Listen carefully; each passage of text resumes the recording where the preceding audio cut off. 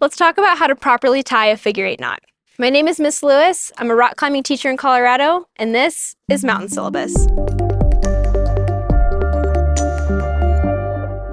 First, we need to measure where we'll start our knot on the rope. We want to find the end and put it in one hand. This side of the rope is called the working end, or the tail, while this side is called the standing end. Most climbers like to use their arms to measure out the length of the rope. For me, I like to go the distance between my hand and a little bit past my shoulder. You'll want to play around and see exactly where the right spot will be for you. Then, we'll want to pinch the rope. This bent U shape is called a bite. Now that we have our bite, we need to create our figure-8. There's plenty of fun ways to remember how to do this, but I like to turn mine into a little snowman. I like to take it, twist him so he has a head, take his scarf right around his neck, look him in the eyes, and give him a carrot nose right into his face. As you pull the tail through, be sure not to lose your measurement. Another way to create this knot is to take your bite, turn it twice, take the tail, stick it right through the loop. If your knot looks like the number 8, you've done it right. If it turns out looking like a sad pretzel, you've done it wrong and you did not give the snowman his scarf. If it turns out really messy, like this, then that means you gave the snowman too many scarves. Now it's time to thread our rope through our harness. Most harnesses are designed with 2 hard points to thread your knot and any other soft gear through it. Take your tail and feed it from the bottom into the top. Always double check that you've brought the rope through both of your hard points. If you only thread it through one, you run the risk of overloading one part of your harness once you weight it, so it's always worth the extra look. Now that we've got our figure-8 measured away from the end of the rope and into our harness, it's time to do the follow-through.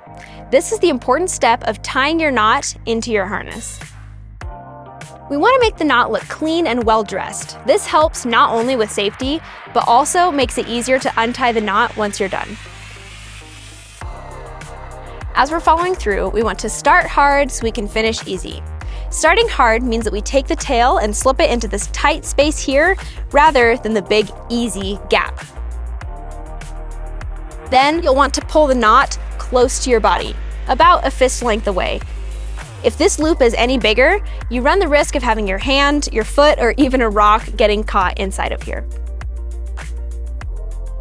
From here, we can think of this like a train on the train tracks, or 2 snake best friends who want to be really close together. So wherever this rope goes, this one will follow it all the way till the end. Now that we've started hard, we can already see where we need to follow. We'll pull this rope around right here, and down into this tunnel while pulling the slack through. Then we follow the rope right around here until we can finish easy, right through this big gap. As we pull the slack through, we want to check for a couple different things to make sure that our knot is clean and well-dressed. First, we want to make sure there are no crisscrosses or overlaps. To do this, we can do what I call the pancake test. This means that we can verify that the knot can lay flat into our hands like a pancake. If we've messed up somewhere along the way, this is where we'll be able to tell. Now that we know we've done it correctly, we can pop these to their correct sides. This rope is behind these 2 strands, so it's going to pop back this way. This one is in front, so it pops forward. As we tighten, we want to pull one from the top and one from the bottom, and then switch. Now we'll make sure we have 5 sets of parallel lines.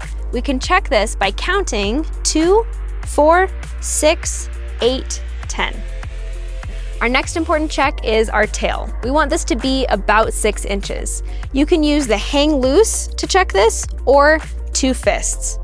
It's important to have this be the right length, because if it's too long, it can get in your way, and if it's too short, you could run the risk of having it thread back through your knot. Some climbers prefer to do a stopper knot finish, but if you've tied the knot correctly and have a proper length tail, you won't need one. So your quick check can be to see if your knot is about a fist length away. You can count 2, 4, 6, 8, 10. If you have a 6-inch long tail, and that you're through both of your hard points. Now you know how to tie your figure 8 knot with the follow through. This is easily one of the most important things you'll learn as a rock climber because staying connected to your rope is what keeps you alive. I'm Miss Lewis, and this is Mountain Syllabus.